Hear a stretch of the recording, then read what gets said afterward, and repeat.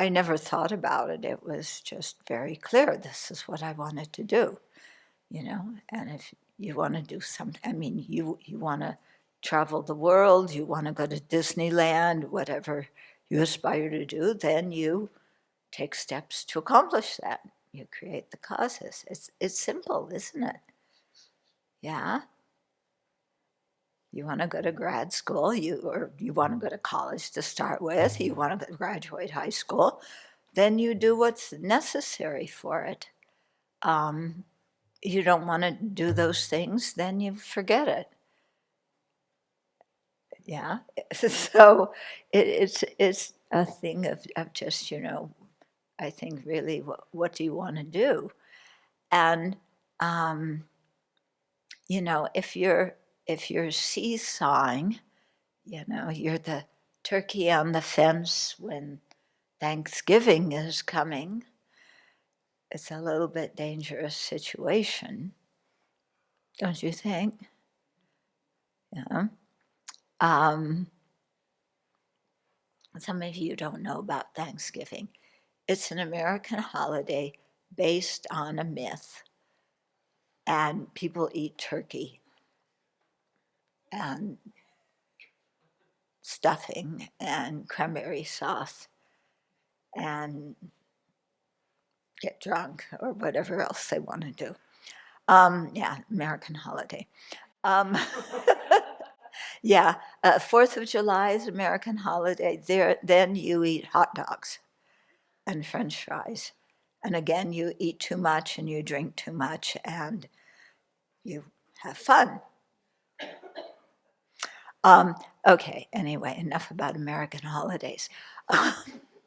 If I think, kind of look also at your own habits.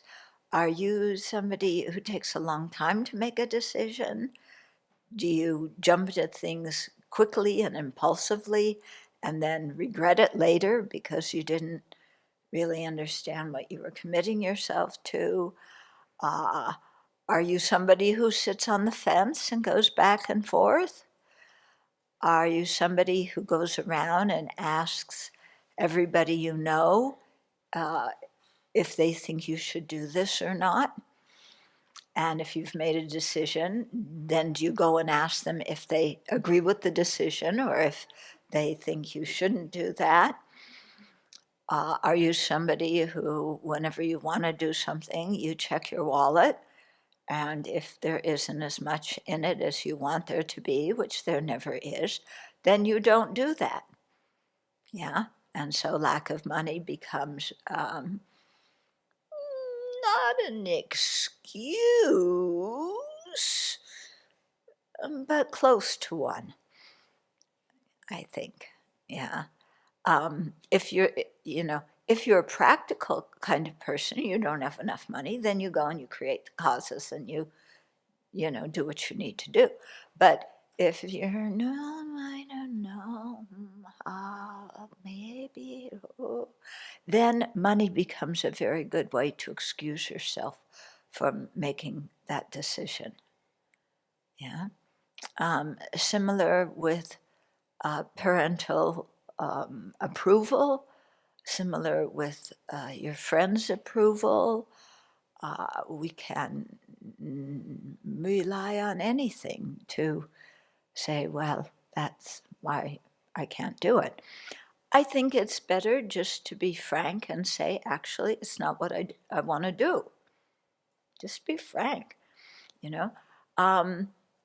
I consider that some people come here to do the Anagarika program, and we usually say, you are an Anagarika for approximately a year, some people more, some people shorter. And some people, they're here as an Anagarika for a while, and then they say, actually, I want to be a lay practitioner. Yeah, I want to have a relationship, or I want to become an astronaut, or whatever it is, I want to do that. And we say, great, the thing is that you've got clarity in your mind about what you want to do. Yeah. Sitting on the fence and going like this your whole life, you think you're not making a decision, but going like this is making a decision. It's making a decision to avoid the issue. And it's easier for your life and easier for your mind just to say, yeah, I see I could possibly do that, but actually it doesn't feel right for me. Yeah. And if you decide that, that's great, because then you know how you want to direct your life. When you sit on the fence, then you don't do anything. Yeah, because you're constantly going back and forth and back and forth. Yeah. So we're not trying to force people into making decisions, but just to say whatever decision you make is great. And that means, even if you're an anagarika and you leave, your anagarika time has been successful. Yeah, because you have clarity in your life. Our very first EML, there was one person who was married. Yeah, usually we don't allow people who are married to come. But she was a long-time practitioner, and she'd been sitting on the fence for a long time, and it was our first EML. We didn't have a lot of people, so, sure, you can come. And then we had a man who was checking it out, but didn't actually tell us he was checking it out. Yeah, who else did we have? Did either of you come? Venerable Jim? Huh? Yeah. Yeah. Okay, so 2 married people. Mm-hmm. Yeah, but they were both considering it. And both, one decided she was going to stay married. The other decided to go on a year-long retreat. Yeah. And then the man who was exploring it wound up falling in love. And yeah. Memory serves me well. In the first few years, if you lived at the Abbey, by default, you went to EML. Because it was really the first time, and so Venerable was still trying to get her feet wet on what this was going to look like. So you were here, that was good enough. You were living at the Abbey, you were following the guidelines. Whatever your aspiration was, you showed up, and so it was really helpful for us to get clarity as well. But it wasn't an explicit only people who aspired. It was everybody in the mix who even had a passing thought, just to know. Right. Now we're different about that, and yeah. Okay. Yeah, so there's many people make decisions in many, many different ways. So uh, it's good to kind of check, how do you make decisions? Yeah. In your life, do you have a problem making decisions? Do you always make a decision and change it or back out of it? Do you ask 108 people if they agree, and if only 108,107 agree, then you don't do it? Or, how do you make decisions? How do you feel comfortable with, yeah, with deciding what to do? So this can include big decisions in your life. I would say ordaining is a big decision.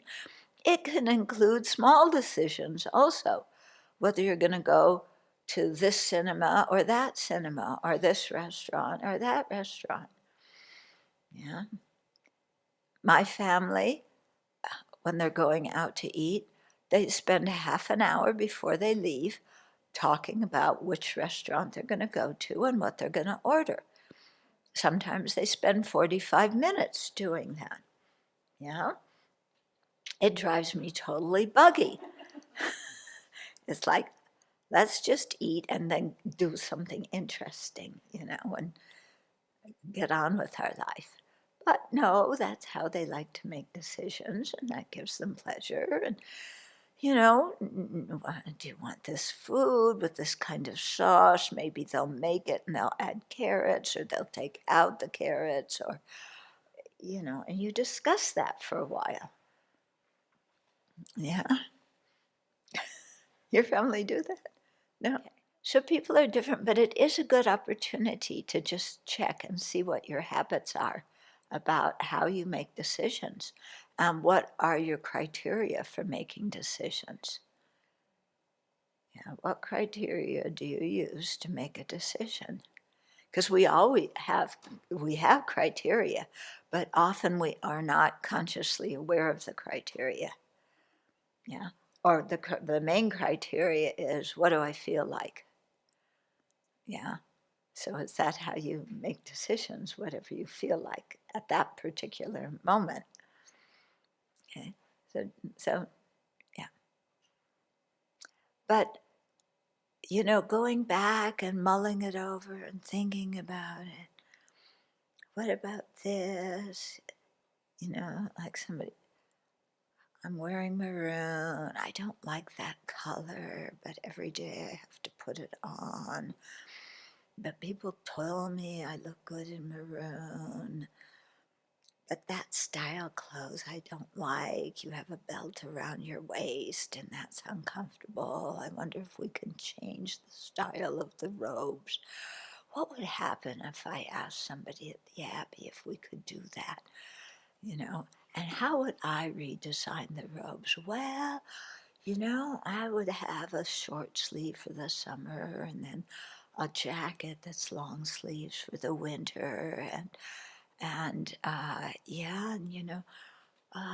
we won't have maroon. Like I said, I don't like that color. Let's make it chartreuse and purple. Yeah, that would go really good together. People would really notice us.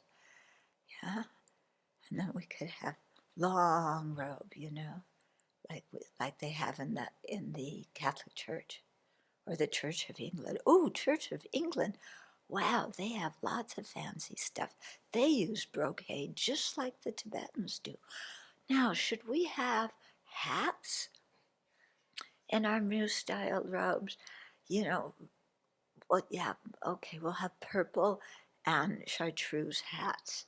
Yeah, don't you think those colors would go beautifully together? And yeah, what kind of design for the hats? I could go on, and you probably do in your meditations about all this, thinking of one thing or another. Okay. If I move to the Abbey, what room will I live in? Well, they're going to assign me a room, but I can kind of put in a request. And if it depends on my my health, then I can really make a case why I want to stay. I want a single room, the biggest single room. And I like cats, so I want a room with cats. Oh, but they don't allow cats in Gautami, and that's probably where they'll put me. Let's see, I wonder if I can sneak a cat in somehow, you know. They don't go around and check our rooms. Well, sometimes they do, but maybe I could get a cat in there, And they don't let dogs. Why don't we have dogs? I think we should have dogs. Yeah. I'm going to go to the Abbey, and, we're working for the benefit of all sentient beings.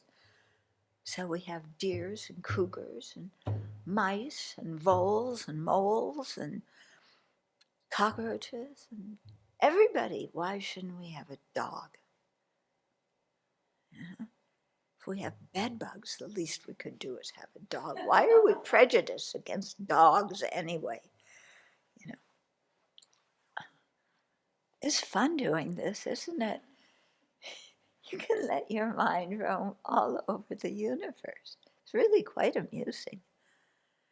Yeah. And what's the whole center topic of that you are contemplating? Me. Me, imagine that. Me. What am I going to do? What will make me happy? How will I look? Where do I live? Yeah, yeah. And then they serve leftovers. Oh my God, my mother never served leftovers. Yeah, and they serve them all the time. And the Chinese doctor told me not to eat leftovers, so I can make a case, right? No leftovers. Doctor's order.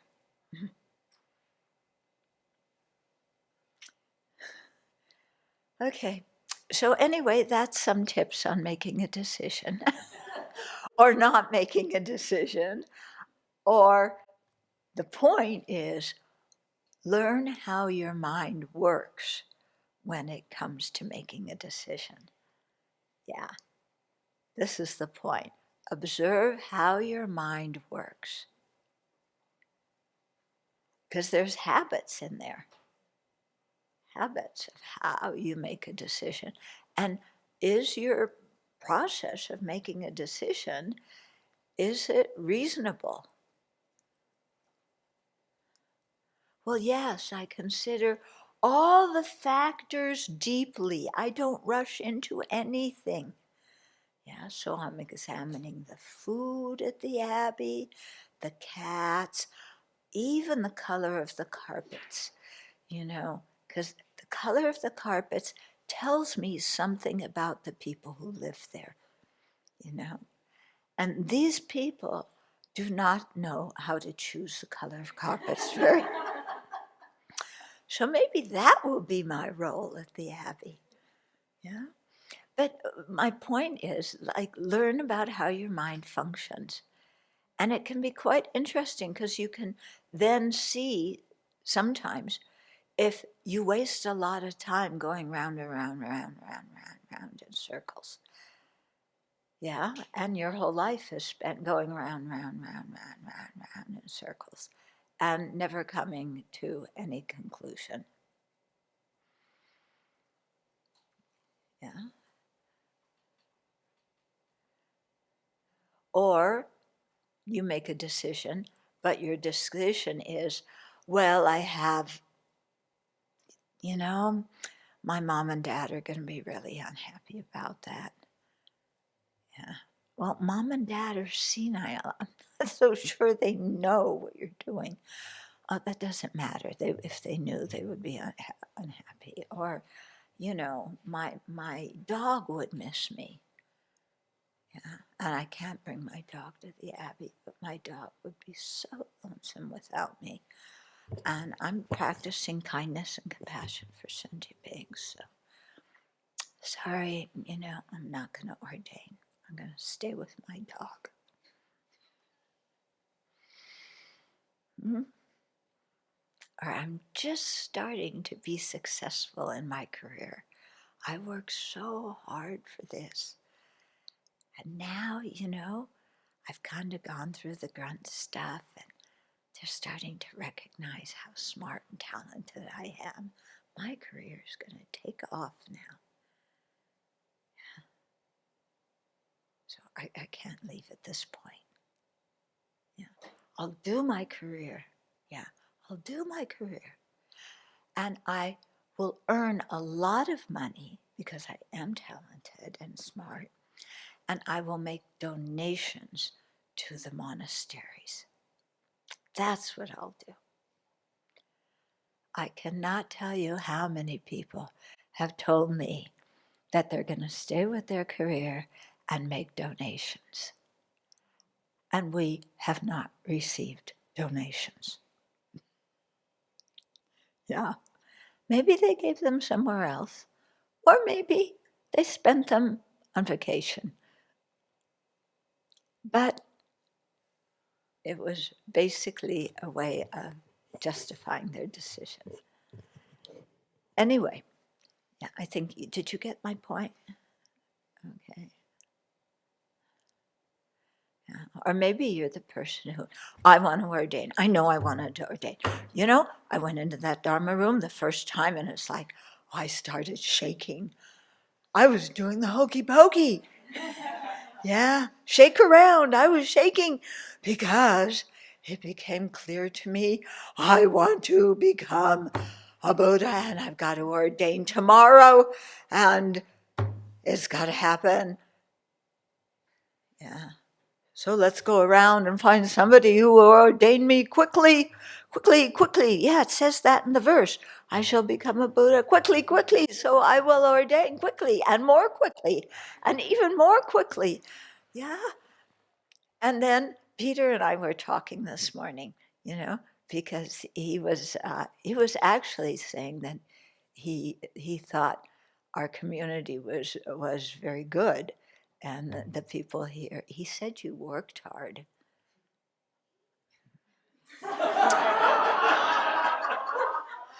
I don't know. I think he was just being polite. Um, yeah, but he was saying, he was saying, you know, they know what they're getting into if they ordain. They know what they're entering into.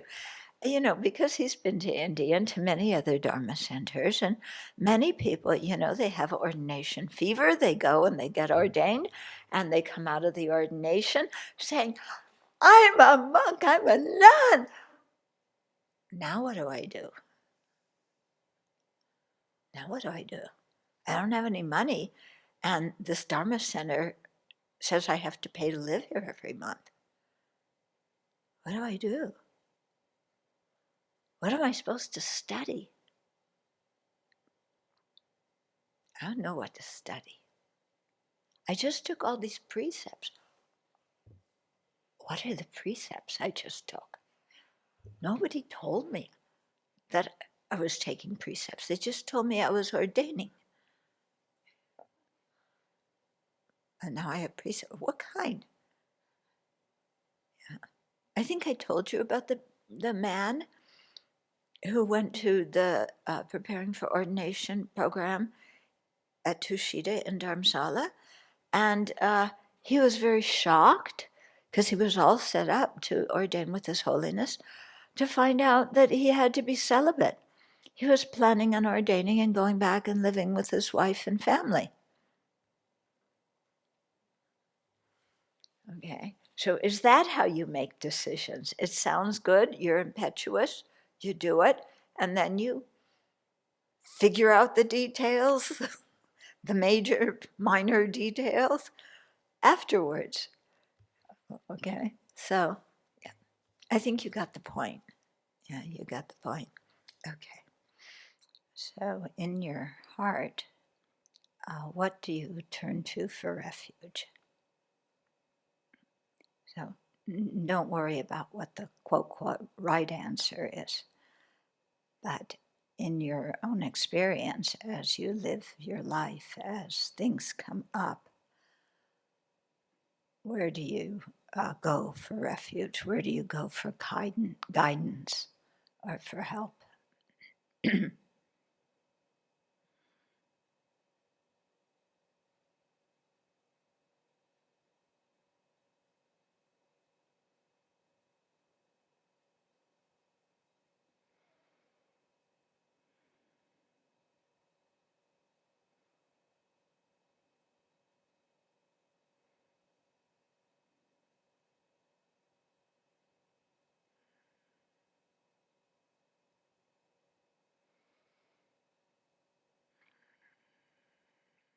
And then whatever you usually turn to for refuge, for comfort, for advice,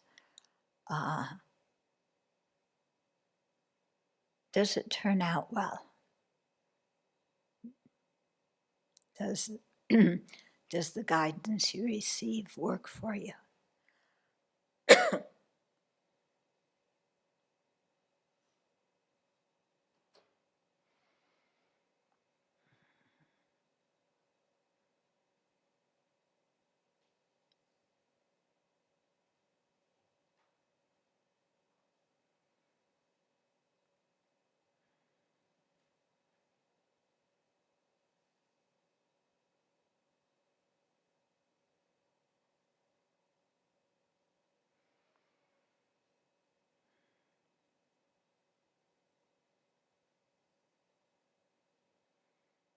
And if whatever you're taking refuge in, if that whole process is not working for you, either because, well, it could be many reasons, you know, that isn't the right object of refuge for you, or that object is lacking, or your ability to follow is lacking, or there could be many things going on. But how would you like it to be? What would you like your refuge to be like, and how would that work, and how can you guide yourself to have refuge in that way?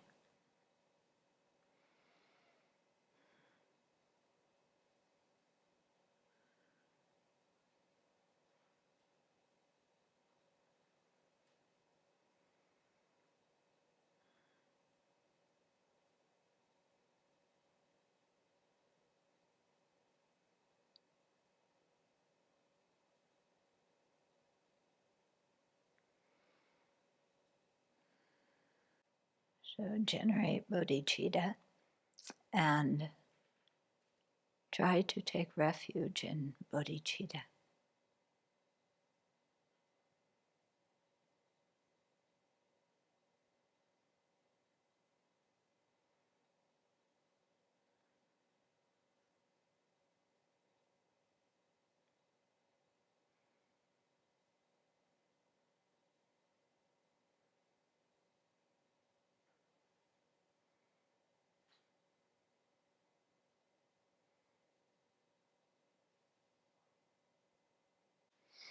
There's a very moving video I found online of His Holiness talking about the prayer in the Lama Chupa, You're my Guru, You're my Yidam, that prayer.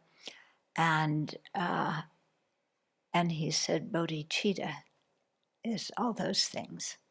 Yeah, really quite beautiful. He was really speaking from the heart. Last time and the time before, we talked about the 8 lay precepts, one-day precepts, and we talked about the 5 upasaka and upasika lay precepts. Okay, so now we're going into new territory. Okay, so talking about the novice precepts, the Shramanera precepts. Okay.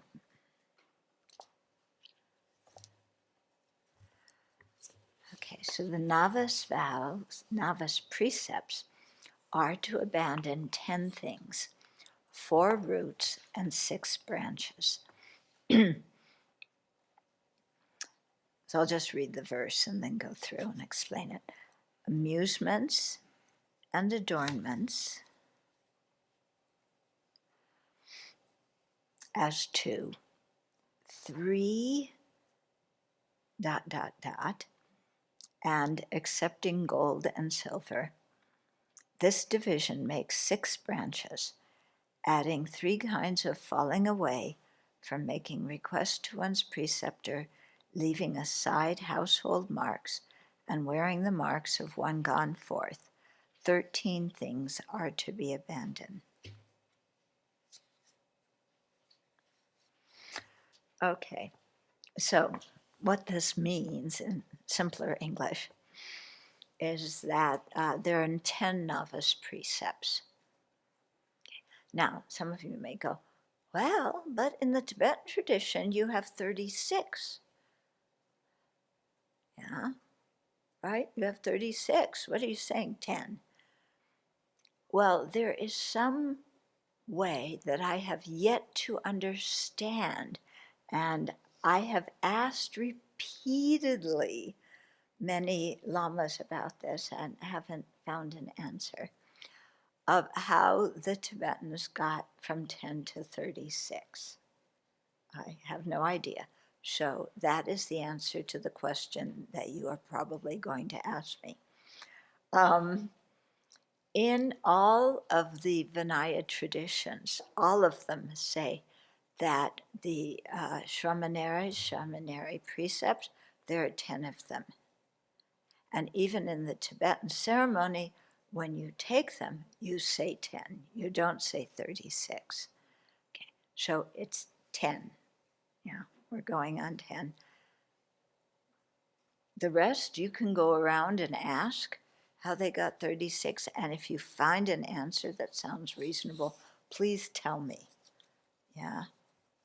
I've either gotten a change of topics or laughter, which is strange because usually they don't do that. They have something to say.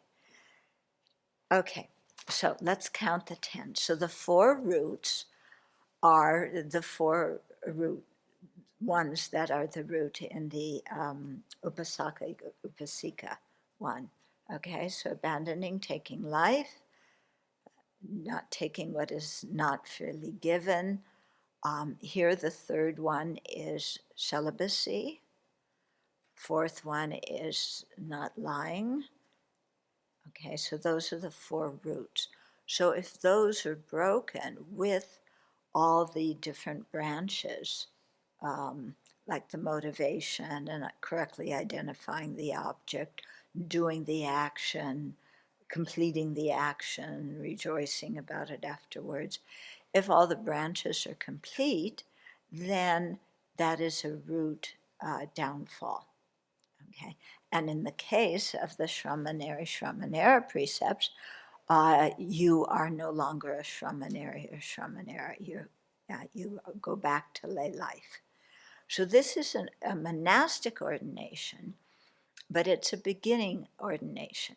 And the history behind it is, the Buddha at the beginning would say, Kamo Bhikshu, and the monks would become bhikshus.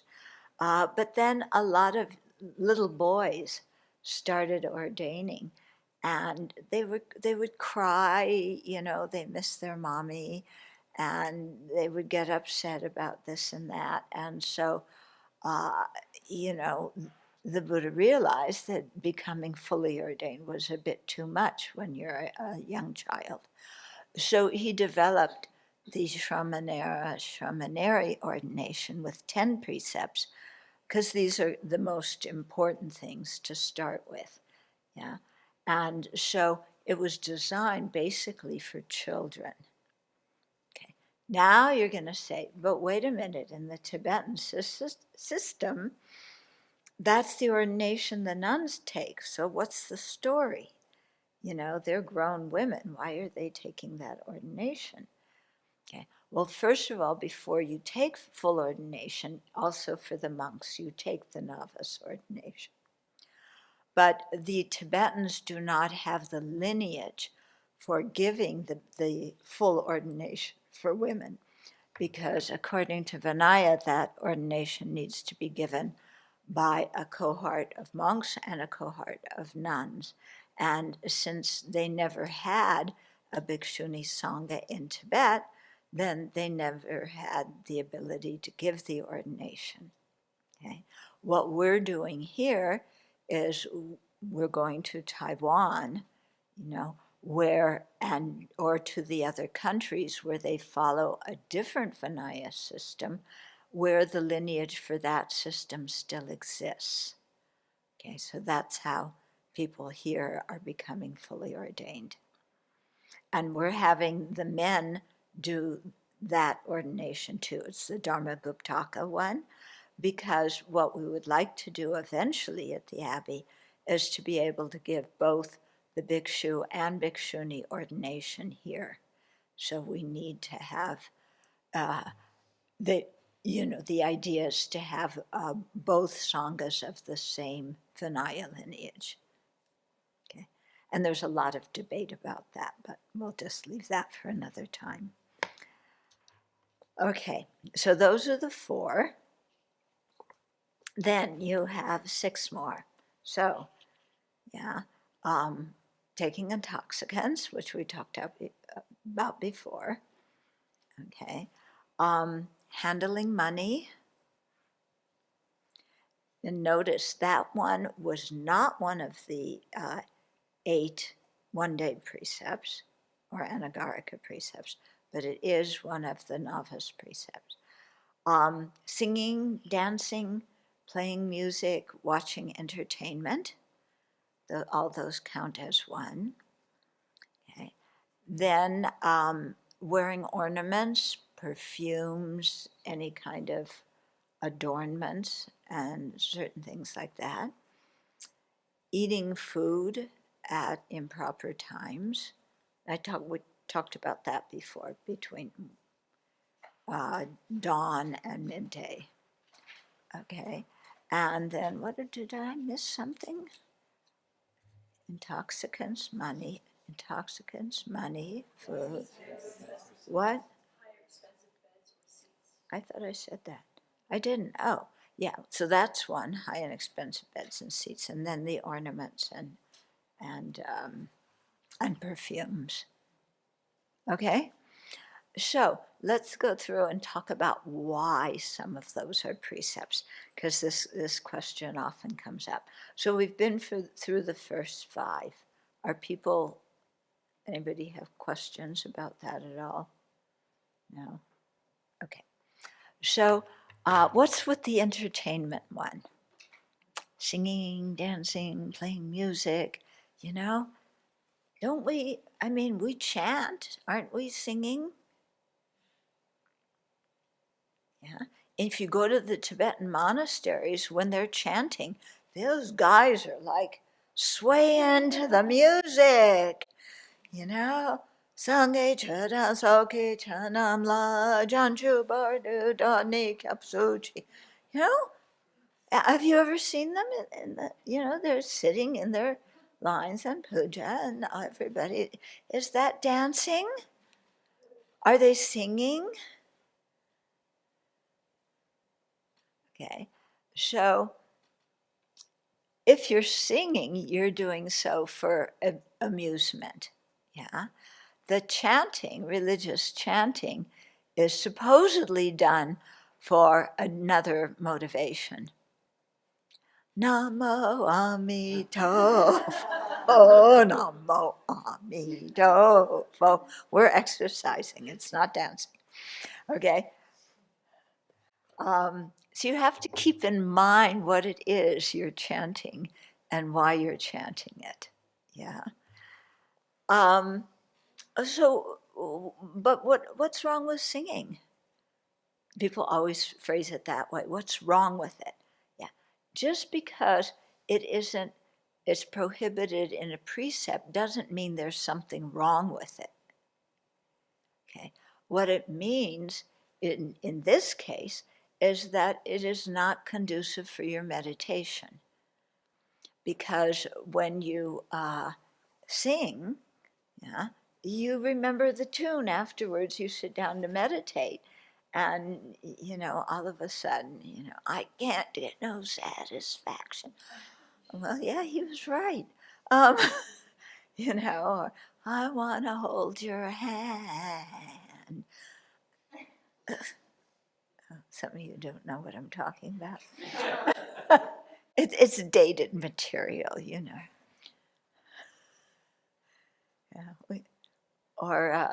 yeah, anyway, okay.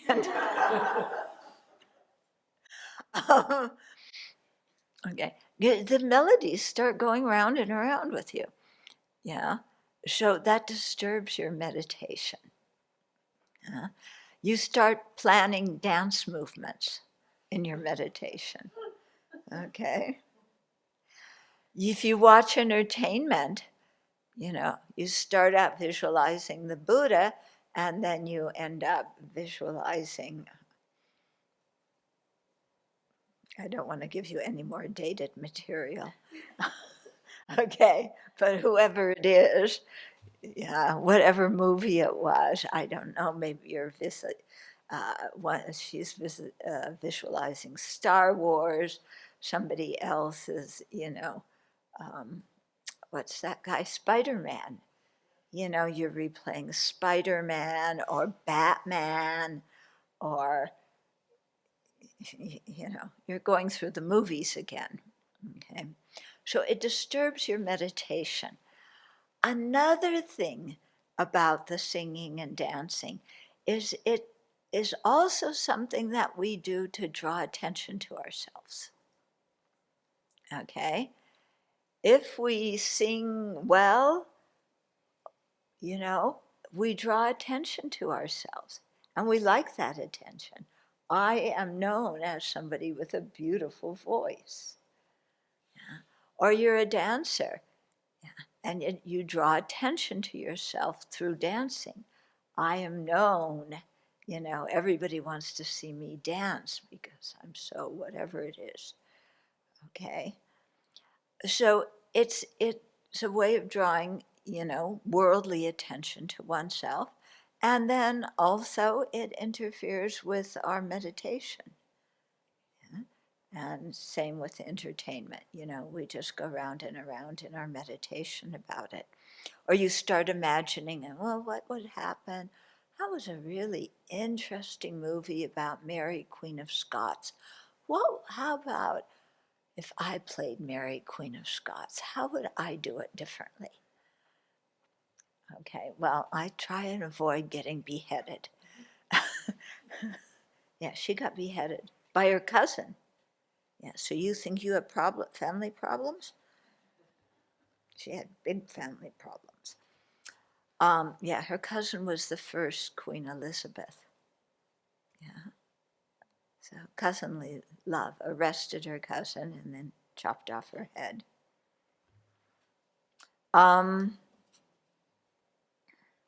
Okay, what about watching documentaries? Okay, or keeping up with the news in a moderate way, not in an obsessive way. Yeah. Those things can be useful. And if you're talking to lay people or giving talks or writing articles, you need to know something about contemporary culture because you're addressing a certain audience and you need to use examples from that. So you can all tell how illiterate I am about rap music. At least I know rap, the word. I don't know the latest kind of music. What, uh, if any of you know, you're not supposed to. Okay, but I, you know, the yeah, we need to know something so we can not chit chat with people. We're not in. It's not so we can sit and chit chat about the latest, movie or song or what did Beyonce do, next or Lady Gaga. Yeah, yeah, Gaga. How did she get Gaga? Gaga, goo goo. That's what you say to babies. Lady goo goo. I think we should ask her to sing Star Spangled Compassion, actually. Yeah, she would do that very well. Have her come here with her big, remember what she wore to the inauguration? That big thing. Yeah, and belt it out. Yeah, okay. Who's going to write the letter? Okay, you're on. Hmm? Yeah. Okay. So, yeah, you can send her a recording of us doing it and say, you can do it better than us. Yeah? Yes, I think so. Yeah. Yeah, once she hears us, she knows she can do it better. Okay. Well, we know, it's good. You watch something about the Amazon, then you can bring that up if you're giving teachings or talks or whatever, or a lay follower writes to you something about the environment. You know something about what the issue is and can take in what that person is saying. Okay, so I think documentaries, a certain amount of news is useful, okay, but not too much. Not so much that you're just obsessed with it. But I asked who you voted for. You weren't. Okay. Yeah. So PAP is like the dominant party, isn't it? What would you say? 90% of the people vote for PAP? No? 65, that's all? Oh my goodness.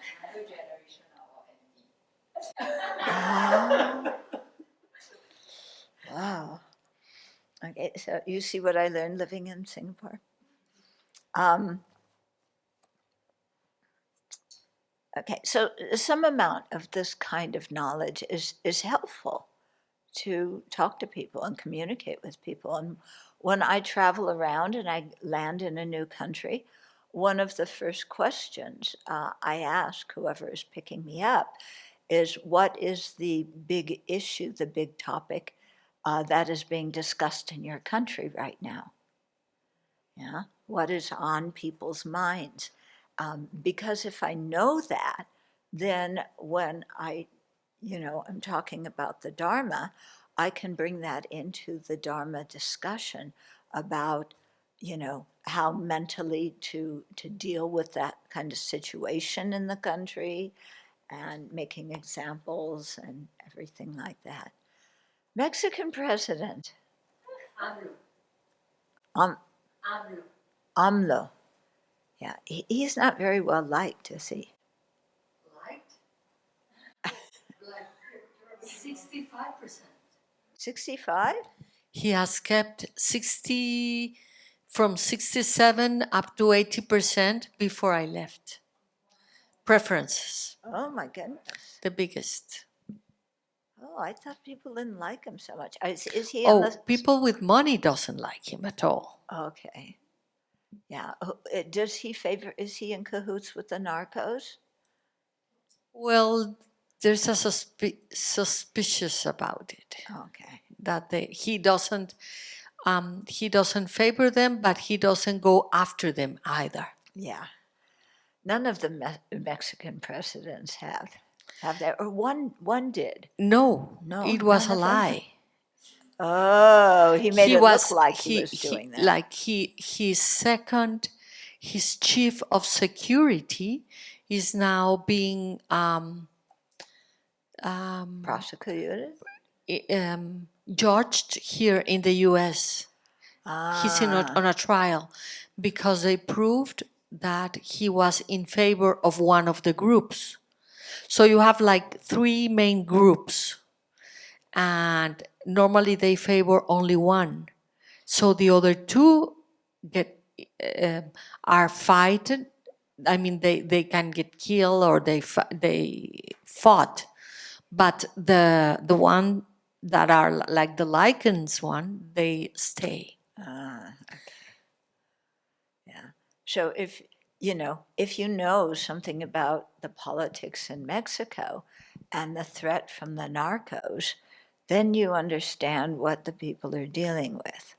Okay, the narcos are gangs who are trafficking narcotics and everything else. What? Business. Yeah, business, guns, everything. They traffic it in Mexico into the United States, and they're spreading. Are there narcos in Argentina? They're spreading to Spain. To Spain, really? And to all Europe through Spain. Huh. Are they in Argentina? Same? Okay. Yeah. So, if you go teach in a place and you know something about this, then you understand what people's anxieties are and what they're thinking about, what they're afraid of, if you're curious, why are things done the way they are? Why, when you're staying in someone's house, they won't let you go for a walk alone? Well, because narcos often snatch people off the street, So it's helpful to know something about the other countries, when you're going there, or other places. If you go teach in Kentucky right now, you want to know about the floods because that's what's occupying people's minds. Yeah. Okay. We get off on a lot of different topics, don't we? But my hope is that by getting off on these topics, you will remember them. Yeah. Oh, we were talking about narcos. What precept does that pertain to? Okay, so so we have alcohol, singing, dancing, entertainment. We talked about those. Okay, ornaments, perfumes, things like that, adornments. Uh, it's kind of obvious why those are abandoned. Again, because it's to attract attention to oneself, to make oneself look very good so that people will like you, people will be attracted to you, people will talk about you. Yeah, if you don't look good, they dismiss you. You're just some old, who knows what. Yeah, but if you're all made up, yeah. Mexico, they really make up. Oh my goodness, the women paint their face every morning. I don't know how long it takes them. And when I lead a retreat, I say no makeup, and I say, no, you can't say that. Yeah. Oh, seriously, it is. I don't know how much time. A lot of time, isn't it? Making up your face and this and that and this and your hair. In America as well. In America as well. Not to that extent. It's in the newspapers in America and on TV in America. But if you walk down the street, not quite as much, I think. Yeah. But when I was in Mexico, every single woman I saw was made up, except just a couple. Anyway, it's done to attract attention to ourselves, to look good, to make yourself, that kind of thing. So it's quite worldly and again, very focused on me, I, my, and mine. Mm-hmm. So that's the perfume thing, the adornments. They talk about flower garlands because that's what you did in India. The women wore flower garlands, so they were pretty and they smelled nice. Okay. Okay. Then high and expensive beds and seats. This one is because we notice people's rank and we judge who is important by where they sit and what they sit on. Okay, so notice our kitties. Yeah. Are our kitties some kind of alley cats? No. Okay. They sleep on, nice, expensive beds and thrones. They will sit on the Dharma seat. We have one picture when we had teachings, used to have teachings in Ananda, with Maitri sitting on the seat, her head looking right over the table. Yeah. So similarly, we judge people by where they sit.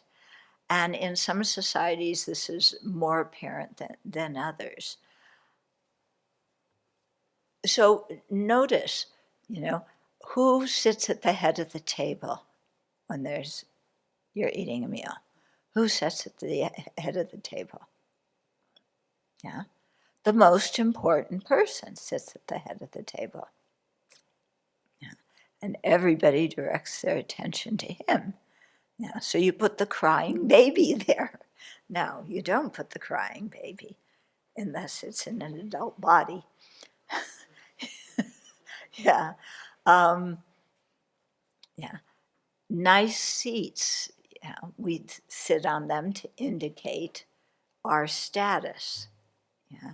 So, as monastics, we should not be interested in status, yeah, in how we look, in where we are positioned in relationship to other people. So we sit on the floor, or, if everybody's sitting on chairs, then we sit on a chair.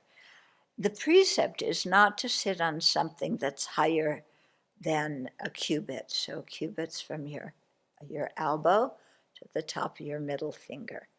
Okay. So tall people can sit a little bit higher than us shorties. Yeah. But that, I'm joking about that. But that's how, the length that's considered okay. Yeah. In our culture, though, most chairs, this one, yeah, just a little bit higher than a cubit. You go sit on a bus, on a plane. What are you going to do? Say, I have a precept not to sit on a high seat, so I'm going to sit in the middle of the aisle. In the middle of the aisle, the flight attendant's going to love you for that. Okay. So we have to conform to what society is doing. Yeah. But to pay attention to that. And when you go into a place, sit, don't put yourself in front on a nice seat, sitting in front. Here I am. Okay. The idea of ordination order is just so that we can sit down without making a big fuss. It does not mean you're more important because you're sitting in front of somebody else. It doesn't mean you're less important because you're sitting in back of somebody else. It's just so that you know where to sit and it's not a big commotion. Okay. What else to say about that? If you sit in a modest general seat, if somebody says, please, sit at the head, you say no. Yeah. But if they insist, then at some point you might say yes, just so you can do something else besides saying no. But, in general, kind of avoid that. Are there questions about? Yeah.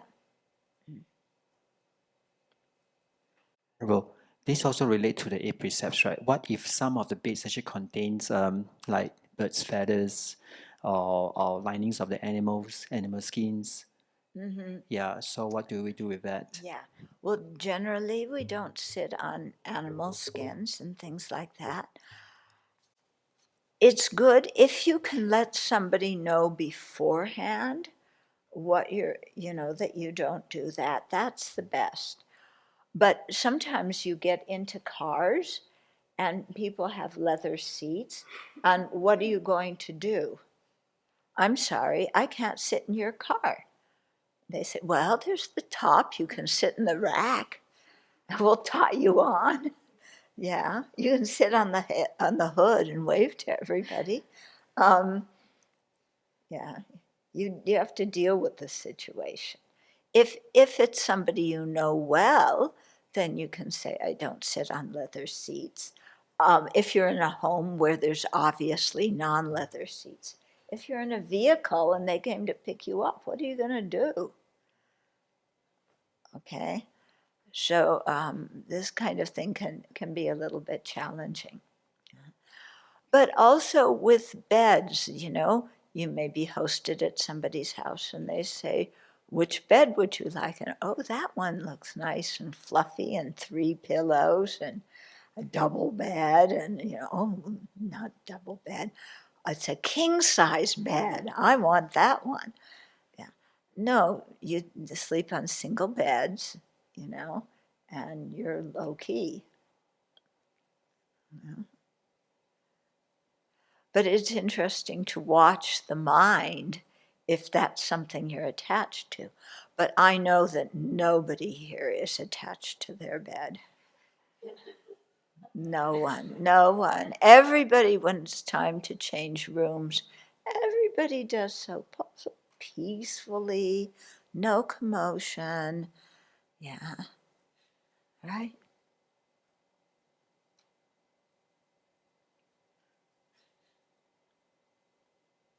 Right? Right? Yeah, it's so easy. You, what? This year went pretty well.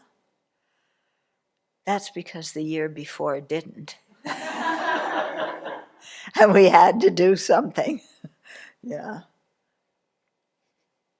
Okay. But just watch, I like my blanket.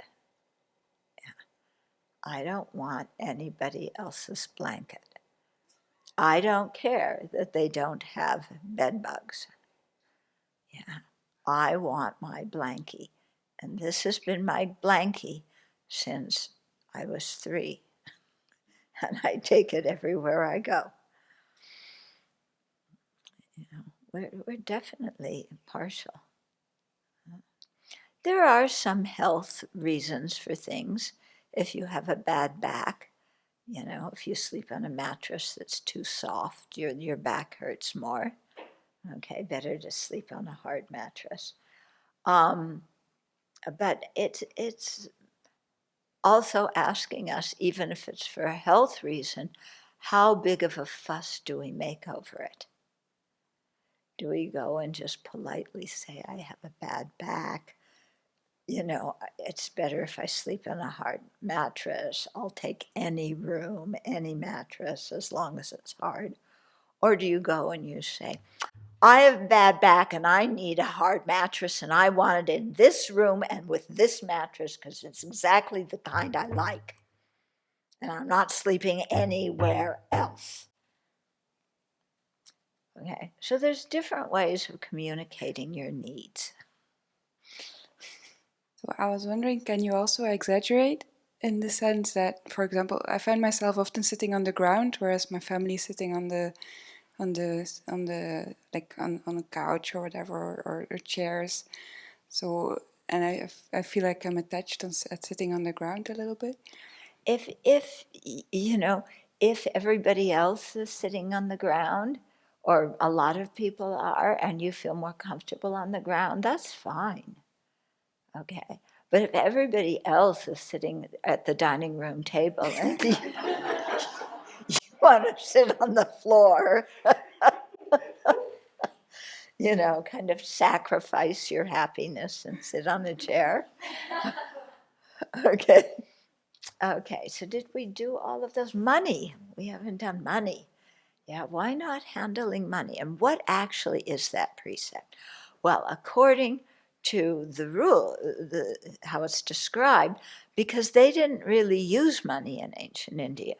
It's handling gold and silver,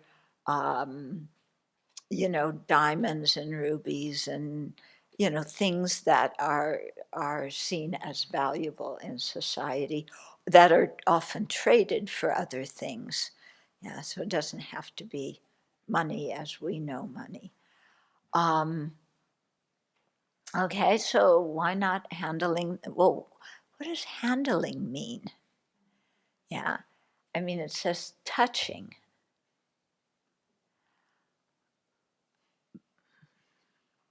But what about if you're, what is considered money? Yeah, is writing checks handling money?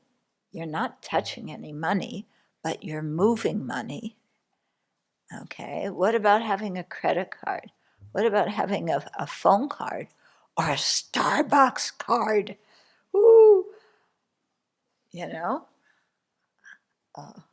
what does it mean to handle money in our society? If you have a bank account, is that handling money? The bank account's in your name, but you have a friend who always goes and deposits money and writes checks for you. So are you handling money? Yeah. What about if you're, you're the bookkeeper for the Abbey and you're writing checks to pay for Abbey things? Are you handling money? If it's not your money, it's the community's money. Okay. So there's a lot to think about here. And what do we do when we handle money? Why do we like to handle money? Yeah.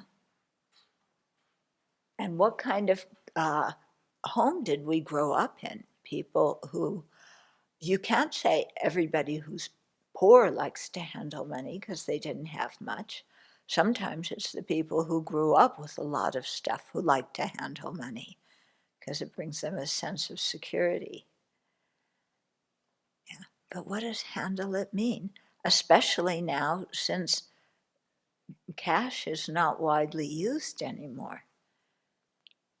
And it's just pieces of paper. We're not on gold standard. And even if we were, nobody ever sees the gold, so it doesn't matter.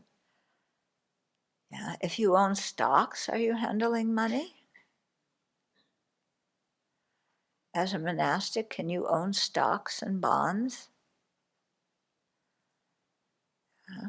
Can you have a Starbucks card?